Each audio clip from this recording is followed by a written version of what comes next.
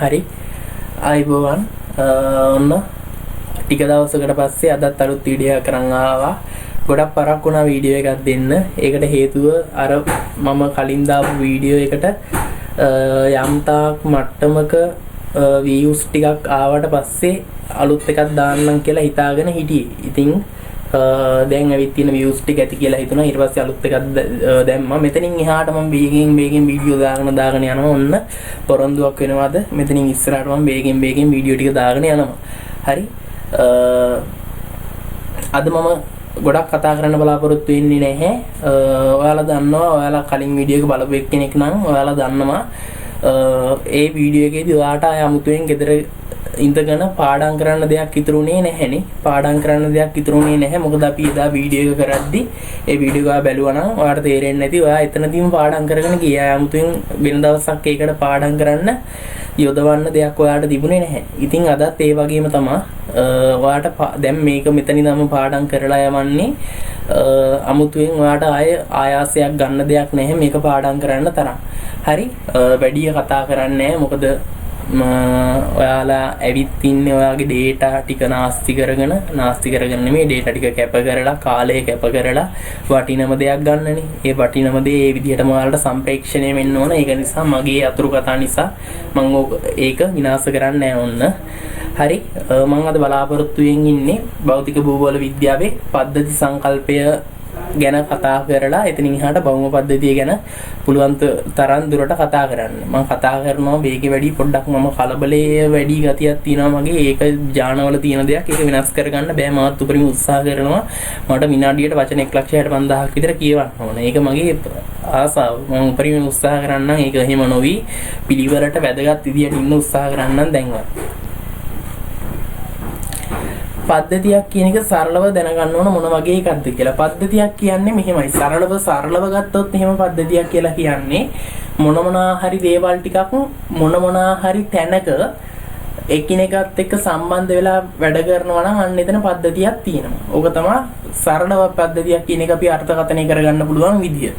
දැන් අපි බලමු ඕකට නිර්වචනයක් ගැන කතා කරොත් එහෙම අපිට පද්ධතියක් මෙන්න මේ විදියට හඳුන්වන්න පුළුවන්. පද්ධතියක් කියලා කියන්නේ කිසියම් ව්‍යුහයකට අනුව නිර්මාණය වන්නා වූද කිසියම් ව්‍යුහයකට අනුව නිර්මාණය වන්නා වූද කිසියම් ව්‍යුහයක් කියන්නේ කිසියම් ක්‍රමයක් පිළිවෙලක් අනුපිළිවෙලක් කිසියම් ව්‍යුහයකට අනුව නිර්මාණය වන්නා වූද එකිනෙක සම්බන්ධ වන්නා වූද කිසියම් ව්‍යුහයකට අනුව නිර්මාණය වෙන්නත් ඕන එකිනෙක සම්බන්ධ වෙන්නත් ඕන එකිනෙක සම්බන්ධ වන්නා වූද එක්කෝ ස්වභාවිකව වෙන්න පුළුවන් එක්කෝ මිනිසා විසින් වෙන්න පුළුවන්. හරි.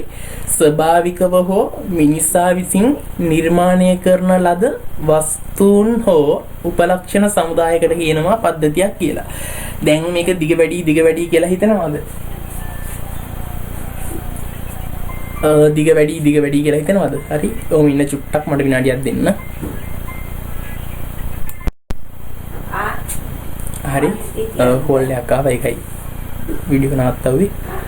මම කිව්වේ පද්ධතියක් කියලා කියන්නේ කිසියම් ව්‍යුහයකට අනුව නිර්මාණය වන එකිනෙක සම්බන්ධ වන ස්වභාවිකව හෝ මිනිසා විසින් නිර්මාණය කරන ලද වස්තුන් හෝ උපලක්ෂණ සමුදායකට තමයි පද්ධතියක් කියලා කිව්වේ. අංක 1 මොකද්ද? කිසියම් ව්‍යුහයකට අනුව නිර්මාණය වෙන්න ඕන. කිසියම් ව්‍යුහයකට අනුව නිර්මාණය වෙන්න ඕන. කිසියම් ව්‍යුහයකට අනුව නිර්මාණය වෙන්න ඕන. අනිත් එක දෙක ගත්තොත් එහෙම එකිනෙක සම්බන්ධ වෙන්න ඕන. එකිනෙක සම්බන්ධ වෙන්න ඕන. හරි. එක කිසියම් ව්‍යුහයකට අනුව නිර්මාණය වෙන්න ඕන. දෙක එකිනෙක සම්බන්ධ වෙන්න ඕන. තුන තමයි එක්ක ස්වභාවිකව එක්ක මිනිසා විසින් නිර්මාණය කරන ලද වස්තුන් හෝ උපලක්ෂණ සමුදාය කරන පද්ධතියක් කියලා කියන්නේ. දැන් මම මේ ටික බෝඩ් එකේ ලිව්වේ චූටි හේතුවකට. ඒ තමයි ඔයාලා මතක තියාගන්න ඕන පද්ධතියක් කියලා කියන්නේ මොකද්ද කියන එක වගේම පද්ධතියක තියෙනවා ලක්ෂණ ටිකක්. හැම පද්ධතියකටම තියෙනවා ලක්ෂණ ටිකක්. ඒ කියන්නේ පද්ධතිය කියන දෙයට ආවේනික ලක්ෂණ ටිකක් තියෙනවා. අන්නේ ලක්ෂණ ටිකත් ඔයාලා පාඩම් කරගන්න ඕනනේ.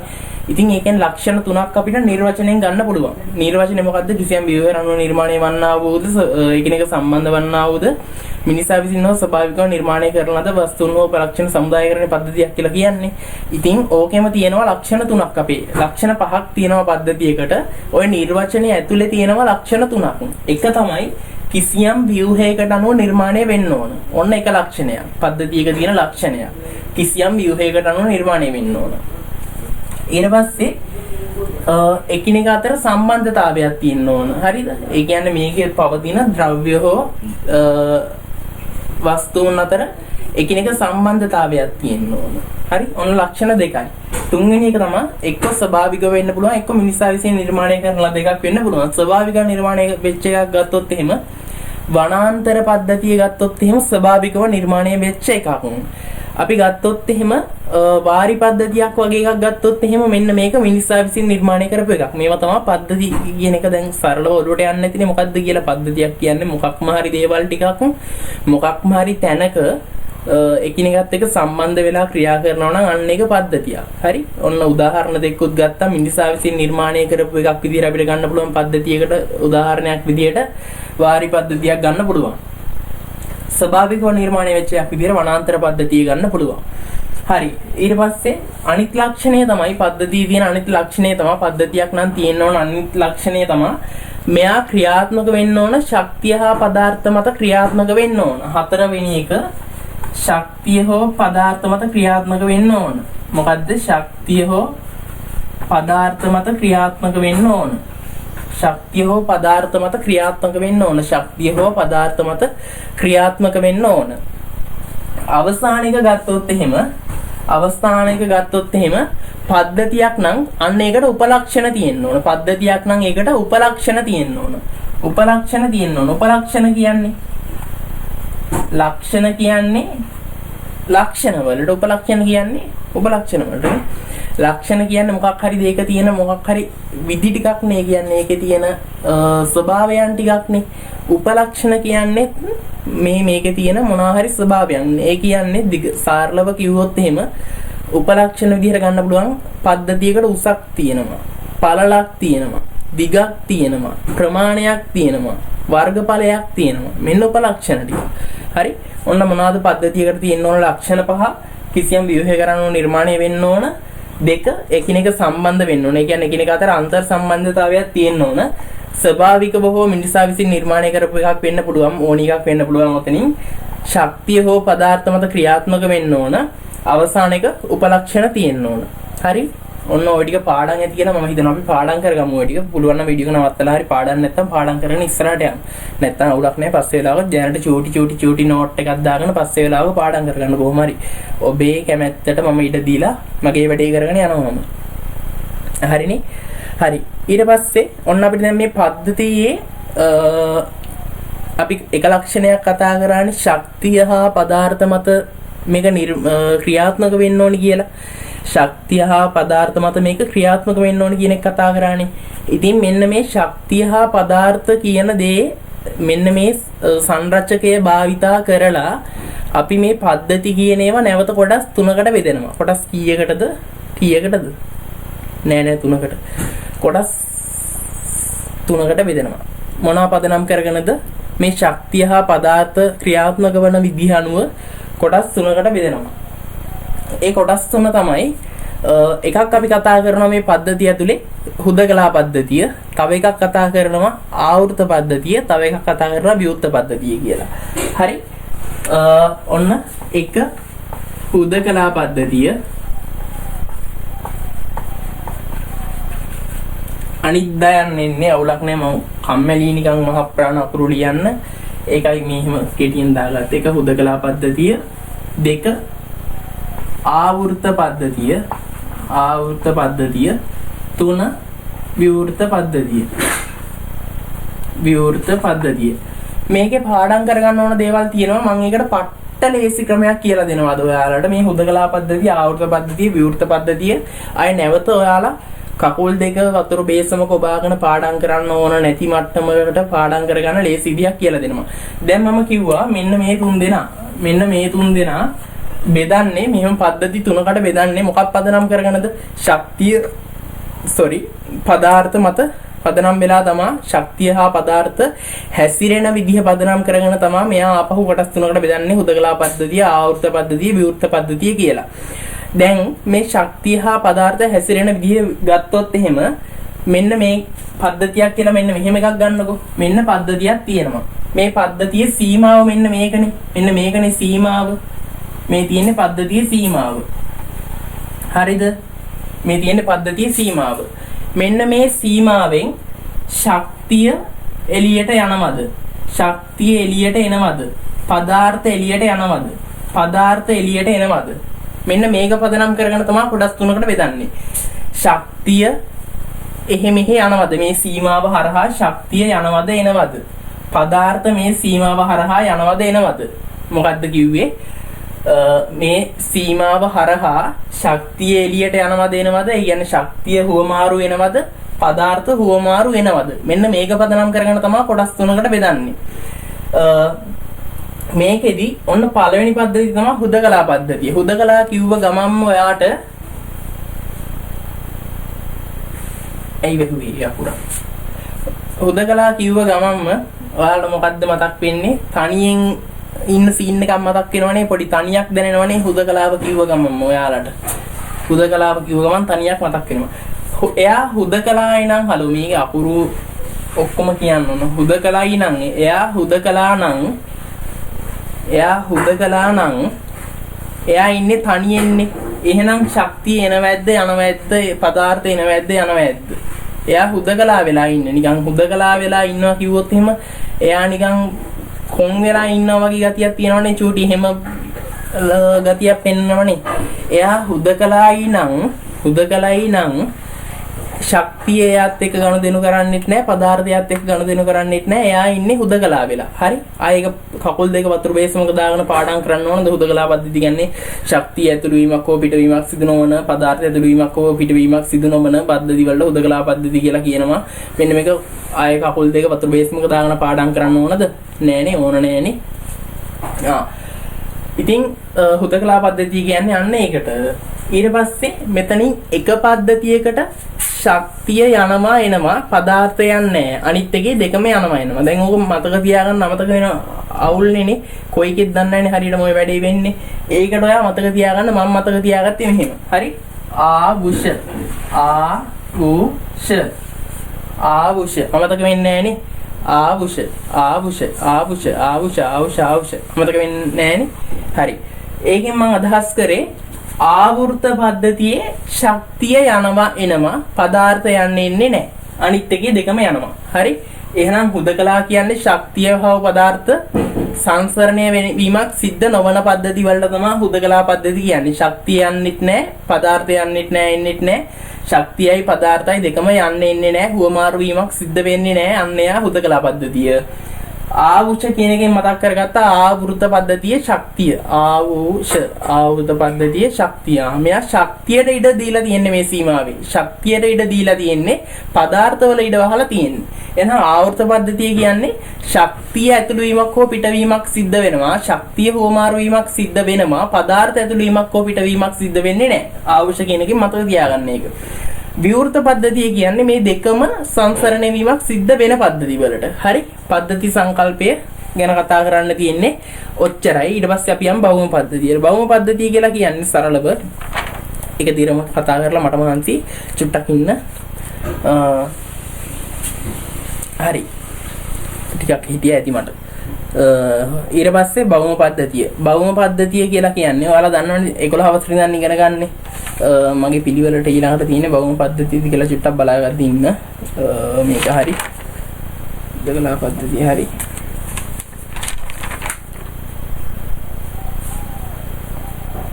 හරි. ඔව්. මේ ටික මකා ගන්න අවුලක් නෑනේ. දාගන්න ඕනියව දාගත්තනේ වීඩියෝ එක ආයෙ බෑක් කරලා හරි දාගන්න ඕන ටික දාගන්න.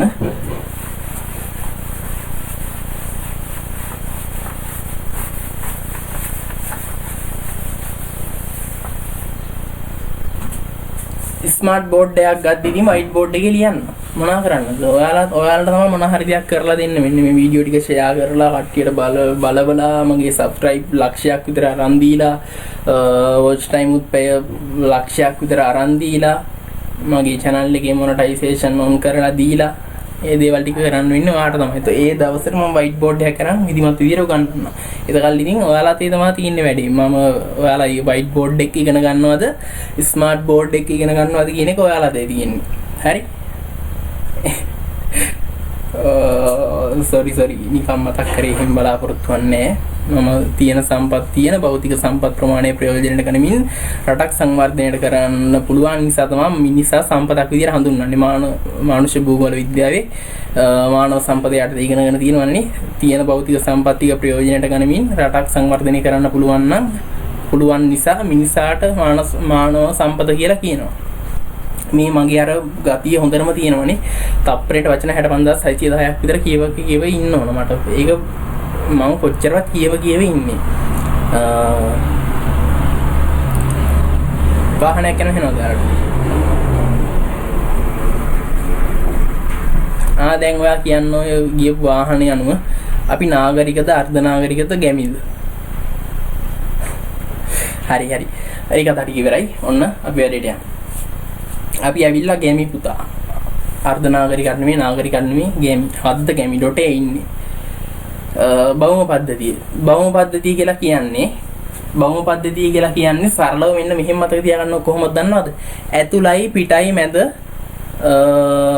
එකිනෙකට සම්බන්ධ වූ ඇතුළ පිට මැද එකිනෙකට සම්බන්ධ වූ සමස්තය ඇතුළ පිට මැද එකිනෙකට සම්බන්ධ වූ සමස්තය ඇතුළ පිට මැද එකිනෙකට සම්බන්ධ වූ සමස්තය දැන් මම කියන්නම් ඇතුළ පිට මැද මොකක්ද කියලා ඔන්න ඇඳ පෘථුවිය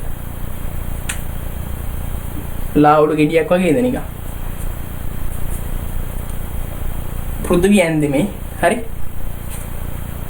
ඇතුළ කියන්නේ පෘථුවිය අභ්‍යන්තරය පිට කියන්නේ පිට මොකද්ද තියෙන්නේ හලෝ මේ තියෙන්නේ මේ මෙතන ඔක්සිජන් උත් තියෙනවා මේ මොනවද මේ තියෙන්නේ මේෙන් කාබන් ඩයොක්සයිඩ් දැක්කද මේ තියෙන්නේ කාබන් ඩයොක්සයිඩ් දැක්ක නැද්ද මේ ඔක්සිජන් උත් තියෙනවා මොකද්ද කියන්න දක්ෂ ළමයෙක් නම් දැන් කියන්න ඕන මොකද්ද ඔය ඇන්ද කියලා වායුගෝලය එහෙනම් ඇතුළ කියන්නේ පෘථිවි අභ්‍යන්තරය කියන්නේ යට කියන්නේ යට පිට මැද එකිනෙකට සම්බන්ධ වූ සමස්තය යට පිට මැද එකිනෙකට සම්බන්ධ වූ සමස්තය යට කියන්නේ පෘථිවි අභ්‍යන්තරය පිට කියන්නේ පෘථිවි වායුගෝලය මැද කියන්නේ මේ පෘථිවි ප්‍රදේශයේ තියෙන මැද මොනවද තියෙන්නේ මේකේ මැද මොනවද තියෙන්නේ මේන් තියෙනවා මෙන්න ඉන්නවා කවුද ඉන්නේ ජීවී අජීවී සංරචක තියෙනවනේ එහෙනම් පෘථිවි අභ්‍යන්තරයත් පෘථිවිය වටා පවතින වායුගෝලයත් පෘථිවි ප්‍රදේශයේ පවතින ජීවී අජීවී සංරචකත් එකතු වෙච්ච මේ වගේ අන්තර් සම්බන්ධතාවයෙන් යුක්ත අතිවිශාල ඒකකයකට තමයි භෞම පද්ධතිය කියලා කියන්නේ. ඒ නිර්වචන නිකන් අමාරු වැඩි වගේ හින්දා මම වෙන නිර්වචනයක් කියන්නම්. පෘථිවි අභ්‍යන්තර ප්‍රදේශයත් පෘථිවිය වටා පවතින වායුගෝලයත් පෘථිවි ප්‍රදේශයේ පවතින ජීවී අජීවී සංරචකත් අතර අන්තර් සම්බන්ධතාවයෙන් නිර්මාණය වෙච්ච ඒකමද කිව්වම අන්තර් සම්බන්ධතාවයෙන් නිර්මාණය වෙච්ච සමස්තයට කියනවා භෞම පද්ධතිය කියලා. ඒක අමාරුයි වගේ නිකන් පාඩම් කරගන්න නෑනේ. පෘථිවි අභ්‍යන්තර ප්‍රදේශය වටා පවතින වායුගෝලය පෘථිවි ප්‍රදේශයේ පවතින ජීවී අජීවී සංරචක මේ සමස්තය ඔච්චරක් තිබ්බත් ඇති. මෙන්න මේ සමස්තයට මේ මේ වගේ අන්තර් සම්බන්ධතාවයෙන් ක්‍රියාත්මක වන සමස්තයට තමයි භෞම පද්ධතිය කියලා කියන්නේ. හරි භෞම පද්ධතිය නැවත කොටස් කීයද භෞම පද්ධතිය වායු ජල ශිලා ජෛව කොටස් කීයද කොටස් 4යි හරි මෙන්න මේකේ ලොකු කතාවක් තියෙනවා පිටු දෙකක විතර නෝට් එකක් තියෙනවා ඒනට ඔයාලා පාඩම් කරගන්න එක මේක chart එකයි ඒකෙත් පාඩම් කරගන්න තියෙන්නේ හරියටම ගත්තොත් එහෙම අකුරු ඇවිල්ලා අකුරු 20ක් විතර පාඩම් කරගන්න තියෙන්නේ පිටු දෙකක නෝට් එකක් අකුරු 20කින් විතර පාඩම් කරගන්න පිටු දෙකක නෝට් එකක් තමයි ඔය දැන් ලියන්න යන්නේ අපි හරි ඒක බලමු කොහොමද වෙන්නේ කියලා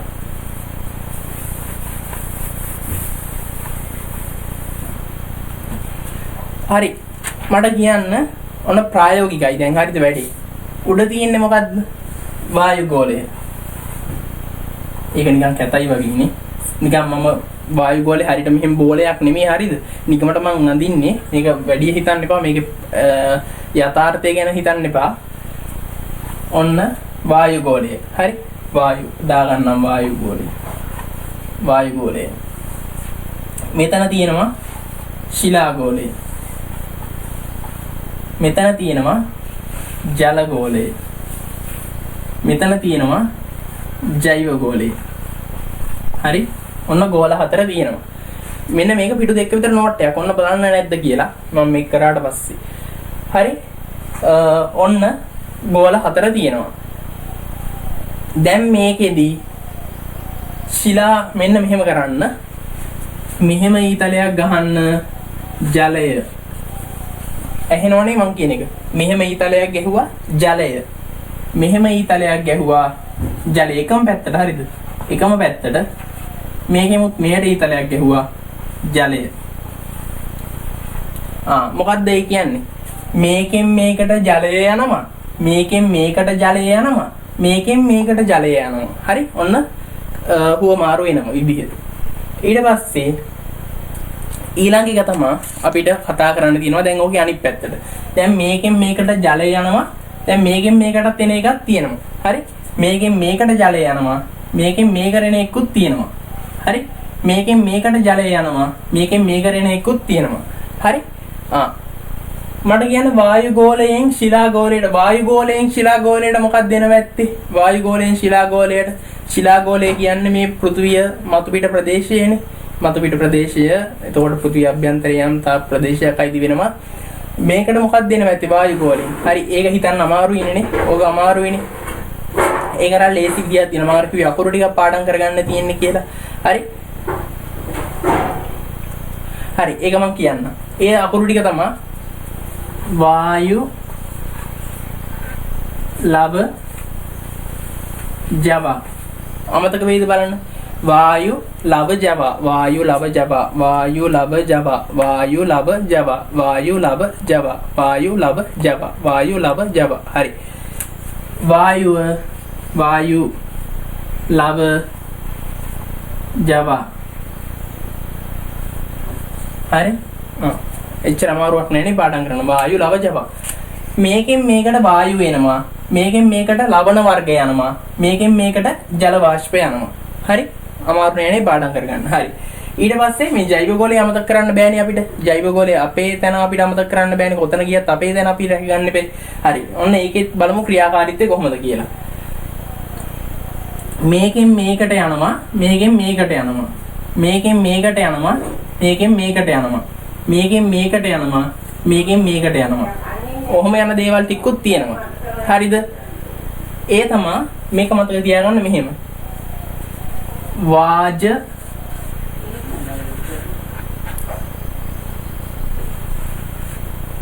යවුත් කයි. වාජ ජවුත් කයි. වාජ ජවුත් කයි. වාජ ජවුත් කයි. හරි. ඉස්සල්ලාම එක තමයි ඉස්සල්ලාම දැන් මේ වගේ කියවෙන ඉස්සල්ලාම අකුර ජෛව ගෝලයට එන එක. හරිද? ඉස්සල්ලාම අකුර ජෛව ගෝලයට එන එක. ඊට පස්සේ අනිත් එක අනික. ඉස්සල්ලාම කියන අකුර ජෛව ගෝලයට එන එක. ඉස්සල්ලාම කියන අකුර ජෛව ගෝලයට එන එක. හරි මොකද්ද කිව්වේ? වාජ ජවුත් කයි. වායුව. වාජ ජලය. වාජ මේක වායුව. මේක ජලය. ජවුත් ඉස්සලාම කියන එක ඉස්සලාම කියන අකුර ජෛව ගෝලයට එන එක. වාජ වායුව මෙහෙට එනවා. ජලය හෙට යනවා. ජවුත් ඉස්සලාම කියන අකුර ජෛව ගෝලයට එන එක. ජෛව ගෝලයට එන එක. ජවුත් කියනකින් ජයන්න. ජලය.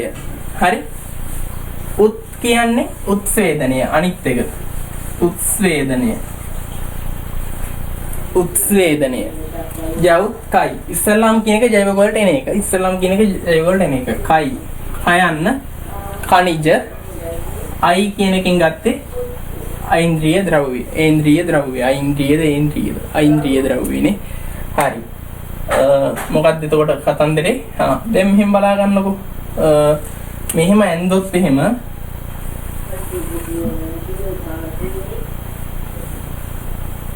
ඔන්න ගහක් තියෙනවා. හරි. මෙහෙම දින්නවා. පේනවනේ? හරි. ඔන්න ගහක් තියෙනවා. මෙන්න මෙතන වතුර වලක් තියෙනවා. ඇලක් කියලා හිතමු. මෙන්න මේ ඇලක් තමයි මෙතන තියෙන්නේ. ඔන්න මෙතන ඔක්සිජන් තියෙනවා. මෙන්න මෙතන කාබන් ඩයොක්සයිඩ් තියෙනවා. හරි. මොන හරි දෙනවා මේ වායු ගෝලය පිටින් තියෙන්නේ.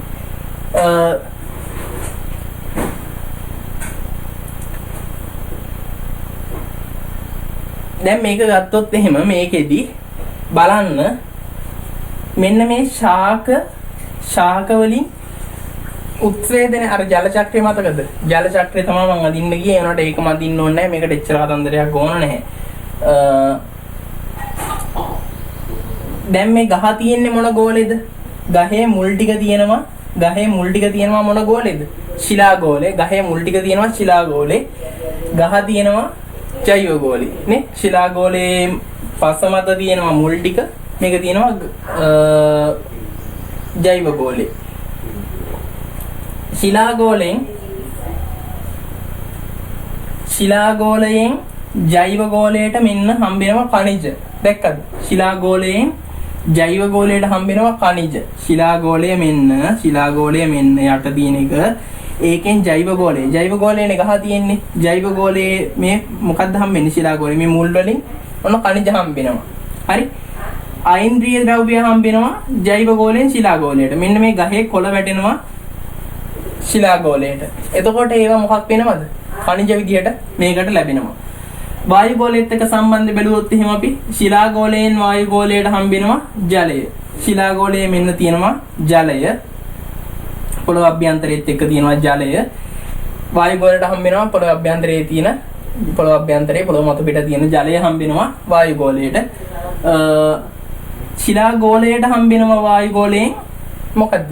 වායුව හම්බෙනවා. හරි. ඊට පස්සේ බලමු ශිලා ගෝලය ජල ගෝලයත් එක්ක තියෙන සම්බන්ධය. ශිලා ගෝලයෙන් ජල ගෝලයට හම්බෙනවා ලවණ වර්ග හම්බෙනවා. මේ ජීවි සංරචක අජීවි සංරචක දීරලා ඉවරලා ඒ වගේ තියෙන ලවණ වර්ග හම්බෙනවා ජල ගෝලයට. හරි. එතකොට ජල ගෝලයෙන් ශිලා ගෝලයට මෙන්න මේ හම්බෙලා තියෙනවා මොනවද? ශිලා ගෝලයට ජල ගෝලයෙන් හම්බෙලා තියෙනවා ජලය. ඊට පස්සේ වායු ගෝලයයි ජල ගෝලයයි අතර තියෙන සම්බන්ධය ගත්තොත් එහෙම වායු ගෝලයෙන් ජල ගෝලයට හම්බෙනවා ජලය. වායු ගෝලයෙන් ජල ගෝලයට හම්බෙනවා ජලය. මොකද මොනවා විදියටද? බලාකුළු විදියට වායු ගෝලයේ ඝනීභවණය කරගෙන තියෙන ජල වාෂ්ප ටික නැවත වර්ෂණ ක්‍රියාවලිය මගින් පොළොවට වැටෙනවානේ. මේකල ජල ගෝලයට වතුර ලැබෙන්නේ කොහොමද? අර වායු ගෝලයේ තියෙන ඝනීභවණය වෙලා තියෙන ජල වාෂ්ප ටික තමයි මොකට ලැබෙන්නේද? ජල වාෂ්ප ටික තමයි ජල ගෝලයට ලැබෙන්නේ. ජල ගෝලයට වතුර එන්නේ වායු ගෝලයෙන්. වායු ගෝලයේ බලාකුළු මත ඝනීභවණය වෙලා තියෙන වතුර තමයි ජල ගෝලයට ලැබෙන්නේ. ඊට පස්සේ මේ ජල ගෝලයේ තියෙන වතුර වාෂ්පීකරණය මගින් මොකට එකතු වෙනවද? වායු ගෝලයට එකතු වෙනවා. ඒ ක්‍රියාවලියත් පැහැදිලිනේ. දැක්කනේ පිටු දෙක විතර නෝට් එකක් මේක. ඊට පස්සේ තව කතා කරොත් එහෙම ජෛව ගෝලයත් එක්ක තියෙන සම්බන්ධය. ජෛව ගෝලයේ මේවත් එක්ක තියෙන සම්බන්ධය කතා කරා. ජෛව ගෝලයේ ජල ගෝලයත් එක්ක බලමු. ජෛව ගෝලයෙන් ජල ගෝලයට හම්බෙනවා උත්සේදනය. මේ ශාක මගින් ජලය උත්සේදනය කරනවානේ සූර්යාලෝකය ලැබීමත් සමග. අන්න ඒවා හම්බෙනවා ජල ගෝලයට. ජල ගෝලයෙන් ජෛව ගෝලයට හම්බෙනවා ජලය. ජල ගෝලයෙන් ජෛව ගෝලයට හම්බෙනවා ජලය. වායු ගෝලය ගැන කතා කරොත් එහෙම ජෛව ගෝලයත් එක්ක කතා කරොත් එහෙම වායු ගෝලයෙන් ජෛව ගෝලයට හම්බෙනවා වායුව. ජෛව ගෝලය අපිට වායු ගෝලයෙන් වායුව හම්බෙන්නේ. වායු ගෝලයෙන් අපිට වායුව හම්බෙනවා. ජෛව ගෝලයේ වායු ගෝලයට ජලය හම්බෙනවා. දැන් බලන්න මේ ශාක මගින් උත්සේදනය කරන ජලය. එතකොට වායු ජල මේකේ පොළොව මතු පිට තියෙන ජලය. ශාක සහ සත්ත්ව සිරුරු වල තියෙන ජලය. ඔක්කොම වායු ගෝලයට වාෂ්පීකරණයෙන් හා උත්සේදනයෙන් වායු ගෝලයට හම්බෙනවා. හරි. ඔන්න ඕක තමයි කතාව. ඒක තේරුම් නැද්ද මන් දන්නේ. මේක තේරුම් නැත්නම් මට පොඩ්ඩක් කියලා තියන්න, කමෙන්ට් එකක් දාලා තියන්න. මම ආපහු මේ කොටස විතරක් වෙන වීඩියෝ එකකින් පැහැදිලි කරන්න. හරි. ඒක ටිකක් සංකීර්ණ කොටසක්. මම ඔය උපරිම සරලව කියලා දුන්නේ කොහොමද වෙන්නේ කියලා. හරි. ඊට පස්සේ චුට්ටක් කොහොම ඉන්න. හරි.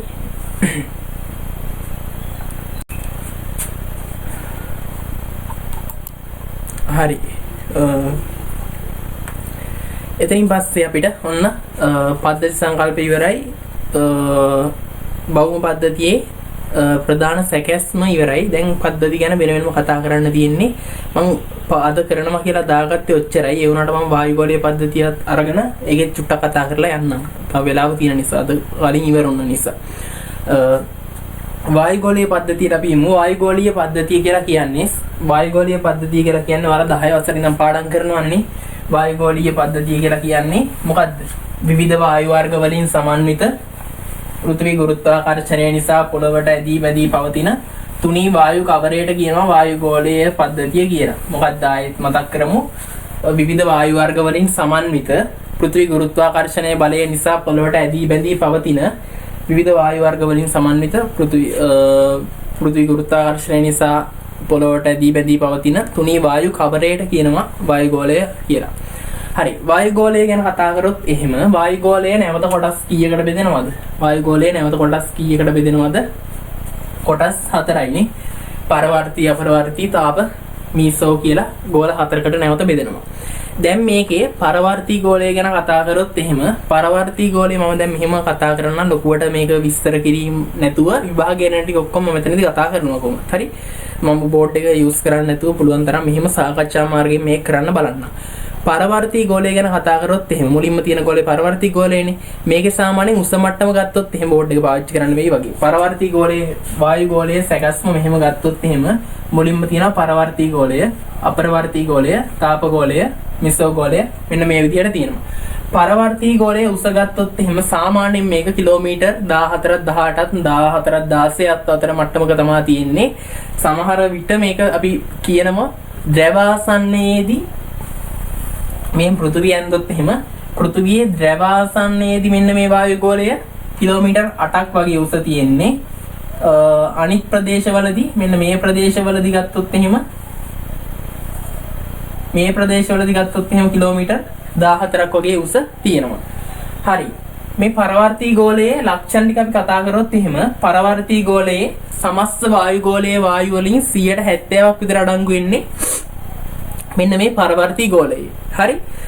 වායු ගෝලයේ සංයුතියෙන් 70ක් වෙන්න ඕන මතක විදිහට එක්ක 80ක් 70ක් වගේ මතක 70ක් විතර අඩංගු වෙන්නේ මෙන්න මේ පරවර්තී ගෝලයේ. ජල වාෂ්ප වලින් 97ක්ම තැන්පත් වෙලා තියෙන්නේ මෙන්න මේ පරවර්තී ගෝලයේ තමයි.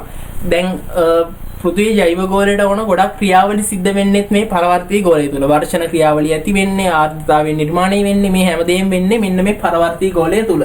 පරවර්තී ගෝලයේ තියෙනවා එක් විශේෂ ලක්ෂණයක්. ඒක තමයි පරවර්තී ගෝලයේ උසත් එක්ක උන්නතාංශය අඩු වෙනවා. අපි මොකක්ද ඒකට කියන්නේ? උන්නතාංශයත් එක්ක උෂ්ණත්වය අඩු වීම පතන ශීඝ්‍රතාවය කියලා කියනවනේ. ඒක සිද්ධ වෙන්නේ කොහොමද? ඉහළ යන සෑම කිලෝමීටර් එකකටම සෙල්සියස් අංශක 6.4ක් උෂ්ණත්වය අඩු වෙනවා.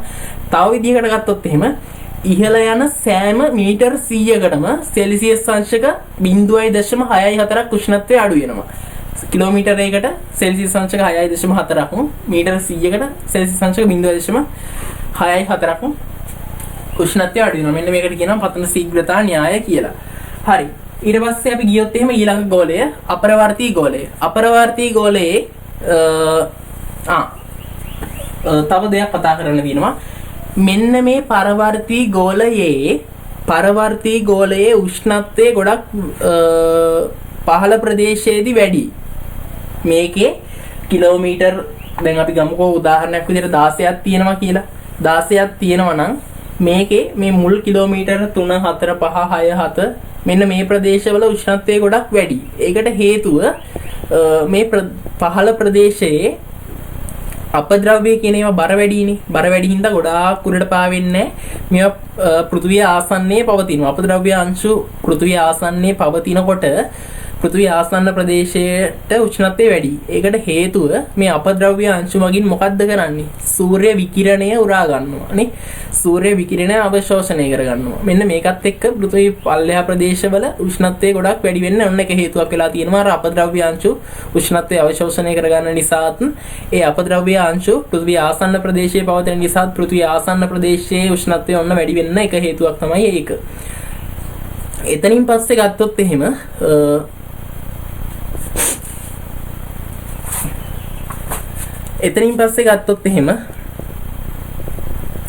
තව එක හේතුවක් තමයි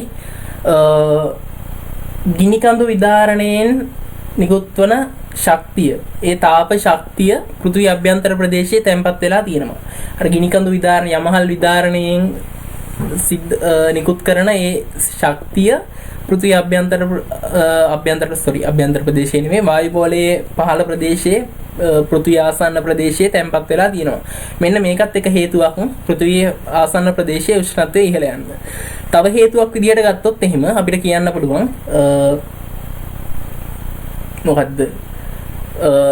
අකුණු ගහනකොට අකුණු ක්‍රියාවලියේදී සිදුවන විද්‍යුත් ශක්තිය මේ පෘථිවි ආසන්න ප්‍රදේශයේ තැන්පත් වෙලා තියෙනවා. මෙන්න මේ හේතු තුන. මොකක්ද හේතු තුන? පළවෙනි එක අපද්‍රව්‍යාංශ සූර්ය ශක්තිය අවශෝෂණය කරගන්න නිසාත් අපද්‍රව්‍යාංශ පෘථිවි ආසන්න ප්‍රදේශයේ පවතින නිසාත් ඔන්න උෂ්ණත්වය වැඩි. අනිත් එක යමහල් විදාරණයේදී සිදුවන මේ මැග්නීය ශක්තිය පෘථිවි ආසන්න ප්‍රදේශයේ පවතින නිසා ඔන්න පෘථිවි ආසන්න ප්‍රදේශයේ උෂ්ණත්වය වැඩි. අවසාන හේතුව විද්‍යුත් අකුණු ක්‍රියාවලියෙන් ඇති වෙන විද්‍යුත් ශක්තිය පෘථිවි ආසන්න ප්‍රදේශයේ පවතින නිසා ඔන්න පෘථිවි අභ්‍යන්තර ප්‍රදේශයේ උෂ්ණත්වය වැඩි. හරි. ඔන්න ඔච්චරයි තමයි පරවර්තී ගෝලය ගැන කතා කරන්න තියෙන්නේ. ඊට පස්සේ අපරවර්තී ගෝලයට ගියොත් එහෙම අපරවර්තී දැන් අර පරවර්තී ගෝලයේ උඩට යන්න උෂ්ණත්වය අඩු වෙන්න එක හේතුවක් තමයි දැන් පෘථිවිය පාමුලනේ පහළනේ ඔවා තියෙන්නේ. ඔය කියන හැමදේම සිද්ධ වෙන්නේ පෘථිවි පහළ ප්‍රදේශයේනේ. උඩට යන්න ඔය ක්‍රියාවලිය වෙනවා අඩුයි. අන්න ඒක නිසා උඩට යන්න අපද්‍රව්‍යාංශනේ උෂ්ණත්වය අවශෝෂණය කරගන්න යමහල් විදාරණයේ සිදුවන මේ මැග්නීය ශක්තිය උඩට යනකොට නෑ පහළ ප්‍රදේශය විතරයි තියෙන්නේ. අර අකුණු ක්‍රියාවලියේදී ඇති වෙන ඒ විද්‍යුත් ශක්තිය තියෙන්නේ පෘථිවි ආසන්න ප්‍රදේශයේ විතරයි උඩට යද්දි නෑ. මෙන්න මේ ක්‍රියාවලිය නිසා උඩට යන්න සීතලයි. කඳු උඩ එහෙම සීතල ඕගනේ. උෂ්ණත්වය වැඩි වෙනකොට උන්නතාංශය වැඩි වෙනකොට උෂ්ණත්වය අඩුයි. හරි. ඔච්චරයි පරවර්තී ගෝලය ගැන කතා කරන්න තියෙන්නේ. ඊට පස්සේ අපරවර්තී ගෝලයට ගියොත් එහෙම අපරවර්තී ගෝලයේ සිදුවෙනවා අපරවර්තී ගෝලය කියන්නේ කිලෝමීටර් සාමාන්‍ය අපි ගන්නේ මේක පරවර්තී ගෝලයේ සීමාව ගන්නවා කිලෝමීටර් 20ක් කියලා. පරවර්තී ගෝලයේ සීමාව අපි ගන්නවා කිලෝමීටර් 20ක් කියලා නිකන් අපි දල වශයෙන් ගන්නවා. මේ 20 ඉඳන් 50ට යනකල් තියෙන්නේ අපරවර්තී ගෝලය. 20 ඉඳන් 50ට යනකල් තියෙන්නේ අපරවර්තී ගෝලය. මෙන්න මේකේ මැද හරියකදී තියෙනවා විශේෂ දෙයක්. මොකක්ද ඒක? ඕසෝන් ස්තරය තියෙනවා. හරි. අපරවර්තී ගෝලය ගැන කතා කරොත් එහෙම අපරවර්තී ගෝලයේ උෂ්ණත්වය උන්නතාංශයත් එක්ක අඩු වෙන එකක් වෙනවා වැඩි වෙන එකක් වෙනවා. ඒ කියන්නේ උඩට යන්න උෂ්ණත්වය නියතව වැඩි වෙනව නෙමෙයි. නියතව අඩු වෙනව නෙමෙයි. දෙකම වෙනවා. අන්න ඕකට කියන උෂ්ණත්ව ප්‍රතිලෝමණය කියලා. එනකොට කොහොම හරි මෙන්න මේ අපරවර්තී ගෝලයේ උඩට යන්න උෂ්ණත්වය වැඩි. ඒකට එක හේතුවක් තමයි මේ අපරවර්තී ගෝලයේ උෂ්ණත්වය වැඩි වෙන්න එක හේතුවක් තමයි ඕසෝන් ස්තරය පීඩා තිබීම. ඕසෝන් ස්තරයත් එක්ක උෂ්ණත්වය වැඩි වෙන්නේ කොහොමද කියන එක ගැන කතා කරොත් එහෙම ඒක වෙන්නේ මෙහෙමයි. ඕසෝන් ස්තරය කියලා කියන්නේ දැන් ඔක්සිජන් හැදෙන්නේ කොහොමද? ඔක්සිජන් හැදෙන්නේ ඔය කියන්නේ ඔක්සිජන් වල රසායනික සූත්‍රය O2 නේ. ඒ කියන්නේ ඔක්සිජන් අණු දෙකක් එකතු වෙලා තමයි ඔක්සිජන් හැදෙන්නේ. දැන් මේ ඕසෝන් වායුව හැදෙන්නේ මේ දෙකක් වෙනුවට තුනක් එකතු වෙලා. හරි? දෙකක් වෙනුවට තුනක් එකතු වුණාම ඔක්සිජන් අණු තුනක් එකතු වුණාම ඒකට එතන හැදෙනවා ඕසෝන් වායුව. හරි? හරි. ඔන්න ඔය ඕසෝන් වායුව කරන්නේ සූර්යාගේ ඉඳන් පොළොවට එන අහිතකර පාරිජම්බුල කිරණ අවශෝෂණය කරගන්නවා. ඒ කියන්නේ සූර්යයත් එක්ක සූර්යාගෙන් නිකුත් වෙනවා පාරිජම්බුල කිරණ. ඔන්න ඕක ඕසෝන් ස්තරයේදී අවශෝෂණය කරගන්නවා. ඕසෝන් ස්තරය කියන්නේ ඔක්සිජන් අණු තුනක් එකතු වෙලා. ඔක්සිජන් අණු තුනක් එකතු වෙලා හැදිලා තියෙන වායුව තමයි ඕසෝන් වායුව කියන්නේ. හරිද? මට ඒක පැටලුණා වගේ මට.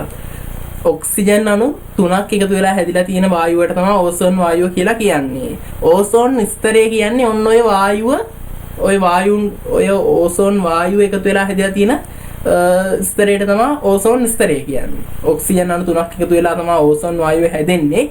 ඔන්න ඕක එකතු වෙලා තියෙන තුනී ස්තරයට තමයි ඕසෝන් ස්තරය කියලා කියන්නේ. දැන් ඕක තියෙනවා පරවර්තී ගෝලයේ යම් සීමාවක ඔය ඕසෝන් ස්තරය තියෙනවා. හරිද? ඔන්න ඔය ඕසෝන් ස්තරය සූර්යාගේ නම් පෘථිවියට එන අහිතකර පාරිජම්බුල කිරණ අවශෝෂණය කරගන්නවා. ඒ සූර්ය කිරණ අවශෝෂණය කරගන්න නිසා මේ ඕසෝන් ස්තරය ළඟ උෂ්ණත්වය මාර අධිකයි. ඒ පාරිජම්බුල සූර්යාගේ ඉඳන් එන පාරිජම්බුල කිරණය අවශෝෂණය කරගෙන තියෙන්නේ. ඒ නිසා ඔන්න උතන උෂ්ණත්වය ඉහළයි. දැන් ඔය පාරිජම්බුල කිරණ කියන එක ගැන කතා කරන්නත් ඕන. පාරිජම්බුල කිරණ ප්‍රධාන විදිහට කොටස් තුනකට බෙදෙනවා. අල්ට්‍රාවයලට් A, අල්ට්‍රාවයලට් B, මේ විදිහට UV අහලා තියෙනවනේ UV කිරණ. UV කිරණ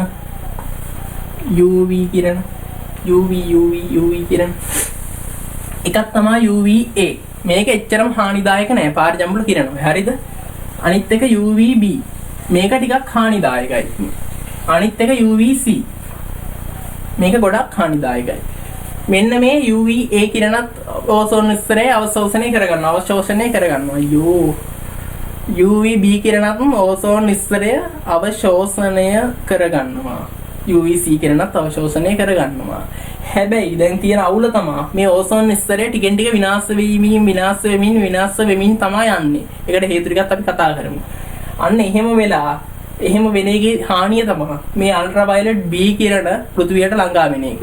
පෘථිවියට ළඟා වුණොත් එහෙම ඒක මාරාන්තික හානිදායකයි. ජීවිතය ඇසේ සුද ඇති වෙනවා, චර්ම පිළිකා ඇති වෙනවා, භෝගවල අස්තන අඩු වෙනවා, ධාන්‍ය වර්ගවල විශේෂයෙන් අස්තන ප්‍රමාණය අඩු වෙනවා. මෙන්න මෙහෙම හානි ටිකක් වෙනවා. දැන් මේ ඕසෝන් ස්තරය හානි වෙන කාරණා ගැන කතා කරොත් එහෙම ඕසෝන් ස්තරය හානි වෙන්න ප්‍රධාන සාධක කිහිපයක් බලපං. එකක් තමයි CFC වායුව. පේනවනේ CFC වායුව. අනිත් එක නයිට්‍රස් ඔක්සයිඩ් වායුව. අනිත් එක මීතේන් හෙලෝන් වගේ වායු. අනිත් එක ඔච්චරයි නේද? මෙතිල් බ්‍රෝමයිඩ් වගේ දේවල්. ඒ කියන්නේ මෙන්න මේ වගේ දේවල්. දැන් ක්ලෝරෝෆ්ලෝරෝකාබන් ගැන කතා කරොත් එහෙම ක්ලෝරෝෆ්ලෝරෝකාබන් භාවිතා කරනවා ශීතකාරකයක් විදිහට භාවිතා කරනවා. ඒ කියන්නේ AC තියෙන්නේ. AC වල ඔය ක්ලෝරෝෆ්ලෝරෝකාබන් භාවිතා කරනවා. ශීතකරණ වල භාවිතා කරනවා. මෙන්න මේ වගේ වායු ගෝලයට මේ ක්ලෝරෝෆ්ලෝරෝකාබන් නිකුත් කරනවා. ඔන්න එහෙම නිකුත් කරාම මොකද්ද වෙන්නේ? අර ඕසෝන් ස්තරය හැදිලා තියෙනවා මං කිව්වේ ඔක්සිජන් අණු 3ක් එකතු වෙලානේ ඕසෝන් වායුව හැදිලා තියෙන්නේ. ඔක්සිජන් අණු 3ක් එකතු වෙලානේ හැදිලා තියෙන්නේ. ඉතින් මේවා ගියොත් එහෙම වෙන්නේ මේ ඔක්සිජන් අණු 3ක් එකතු වෙලා තියෙන තැනක එක ඔක්සිජන් අණුවක් විනාශ කරනවා. එතකොට නැවතත් ඒ වායුව O2 බවට පත් වෙනවා. 3ක් තිබිලා එකක් ඉවර වුණාම ඒක නැවත O2 බවට පත් වෙනවා. තේරුණානේ? ඒ කියන්නේ ඔක්සිජන් අණු මෙන්න මෙහෙම ඔක්සිජන් අණු 3ක් එකතු වෙලා තමයි ඕසෝන් වායුව හැදිලා තියෙන්නේ. අර මේ වගේ ක්ලෝරෝෆ්ලෝරෝකාබන්, නයිට්‍රස් ඔක්සයිඩ්, මෙතිල් බ්‍රෝමයිඩ් මෙන්න මේ වගේ දේවල් යන්න වෙන්නේ මේක ඔක්සිජන් අණුවක් විනාශ කරනවා. එතකොට නැවත O3 වෙනුවට මේක O2 බවට පත් වෙනවා. අන්න එහෙම වෙලා ඔක්සිජන් වායුව ක්‍රමයෙන් ෂේ වෙලා O2 බවට පත් වෙනවා. අර ගතිය හිම්මයි බෑ තප්පේ රචන 65610ක් කරනකොට කියවන්න ඕනමයි. ඒක වෙනස් කරගන්න උපරිම උත්සාහ කරනවලු හරියන්නේ නැහැ. දැන්වත් බලමුද චුට්ටක්. දැන් මම පොඩ්ඩක් බලන්න එහෙම කරන්න. හරි. ඔන්න ක්ලෝරෝෆ්ලෝරෝකාබන්. තව එකක් මම ඔන්න කිව්වා. මොකද්ද? ශීතකාරකයක් වශයෙන් යොදා ගන්න නිසා මෙන්න මේ ශීතකාරක වලින් ක්ලෝරෝෆ්ලෝරෝකාබන් වායු ගෝලයට එකතු වෙනවා. ඒකලා ඕසෝන් ස්තරයට හානි සිද්ධ වෙනවා.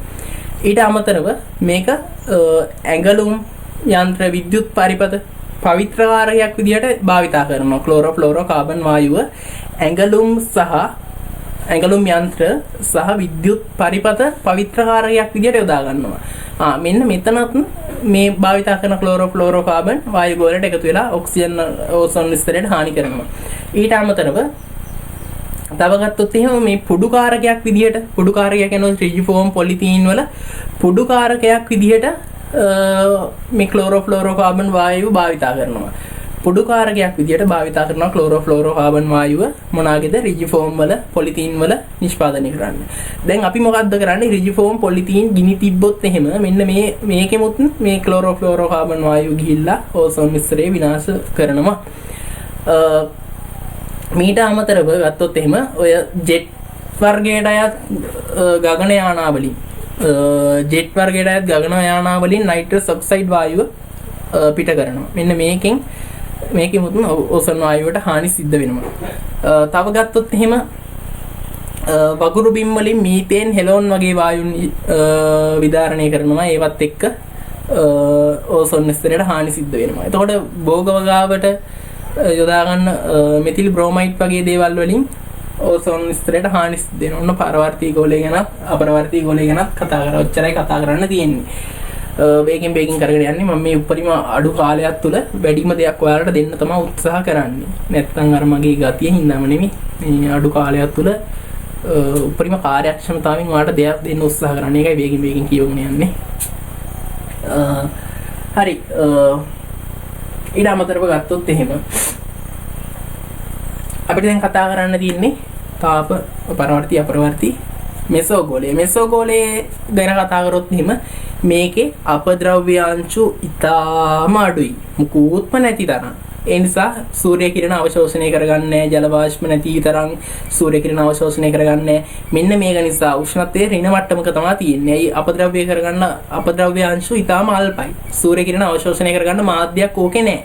මෙසෝගෝලය තුල සූර්ය කිරණ අවශෝෂණය කරගන්න මුකුත් මාධ්‍යයක් නැහැ. ඒ නිසා අන්න ඒ ගෝලය තුල උෂ්ණත්වය ඉතාම අවමයි. ඊට පස්සේ තාප ගෝලය ගැන කතා කරොත් එහෙම තාප ගෝලයේදී උෂ්ණත්වය ඉතාම ඉහළයි. මේක ලොකු ගණන් වලට තාප ගෝලයේ උෂ්ණත්වය යනවා. ඕවා ගැන ලොකුවට කතා කරන්න දේවල් නැහැ. මම උපරිම කෙටියෙන් විස්තර කරේ. ලොකුවට ප්‍රශ්න තාප ගෝලයේ මෙසෝ ගෝලය ගැන ඒක නැති විකල ඉතනම මොකම ඊළඟ වීඩියෝ එකේ ඕක ගැන තව පොඩ්ඩක් විස්තර කරන්නම්. එහෙනම් මම බලාපොරොත්තු වෙච්ච කාලය දැන් එළඹලා තියෙන්නේ. අද කරපු පාඩම කොහොමද කියලා කමෙන්ට් එකක් දාන්න හැමෝම බලපු හැමෝම පුළුවන් නම් යාළුවන්ට ෂෙයා කරලා දෙන්න වීඩියෝ එක. එහෙනම් සුබ දවසක් වේවා. ගිහින් එන්නම්. මම කරන්න බලාපොරොත්තු වුණු ටික ඔච්චරයි. හරි. එහෙනම් ඔන්න සුබ දවසක් වේවා. ගිහිල්ලා එන්න අලුත් වීඩියෝ එකකින් හම්බෙමු. කමෙන්ට් එකක් දාන්න, ලයික් එකක් දාන්න, යාළුවන්ට ෂෙයා කරලා දෙන්න ඕනි. හොඳේ.